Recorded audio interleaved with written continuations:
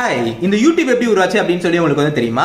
நீங்க பார்த்துட்டு இருக்க இந்த வீடியோ வரைக்குமே இப்போ யூடியூப்ல தாங்க இருக்கு. அப்படிப்பட்ட யூடியூப் வந்து பாத்தீங்கன்னா முதல்ல வந்து யூஎஸ்ல வந்து February 14, 2005ல வந்து பாத்தீங்கன்னா ஸ்டீவ் சென், சட் ஹார்லி அப்புறம் ஜாவேத் கரீம் அப்படின்னு சொல்லப்படுற 3 எக்ஸ்-பேபால் எம்ப்ளாயிஸ் தாங்க வந்து உருவாக்கப்பட்டுச்சு. இவங்க எதுக்காக இது உருவாக்குனாங்க அப்படின்னு வந்து பாத்தீங்கன்னா இவங்க எல்லாருமே வந்து ஒரு நாள் வந்து ஸ்டீவ் சென்னுடைய வீட்டில் வந்து பார்ட்டி கொண்டாடிட்டு இருக்காங்க.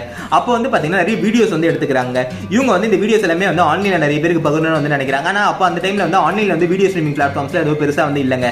அதனால வந்து இவங்க வந்து ஒரு முடிவுக்கு வராங்க. நம்மளே ஏன் நம்ம வந்து ஒரு வீடியோ ஸ்ட்ரீமிங் பிளாட்ஃபார்ம் வந்து உருவாக்கி நிறைய பேருக்கு வந்து இதை வந்து ஆன்லைன்ல வந்து இந்த வீடியோ பகிரக்கூடாது நம்ம வீடியோ எல்லாமே அப்படின்னு சொல்லி நினைக்கிறாங்க. அப்படி நினைச்சு உருவாக்கப்பட்டதாங்க இந்த யூடியூப்னே நம்ம வந்து சொல்லலாம். இவங்க அதுக்கப்புறமா வந்து பாத்தீங்கன்னா ஏப்ரல் 23, 2005ல வந்து மீ அட் தி ஜூ அப்படின்னு சொல்லி ஜாவேத் கரீம் யூடியூபோட ஒன் ஆஃப் தி கோ-ஃபவுண்டர் இருக்கிற வீடியோ வந்து போஸ்ட் பண்றாங்க.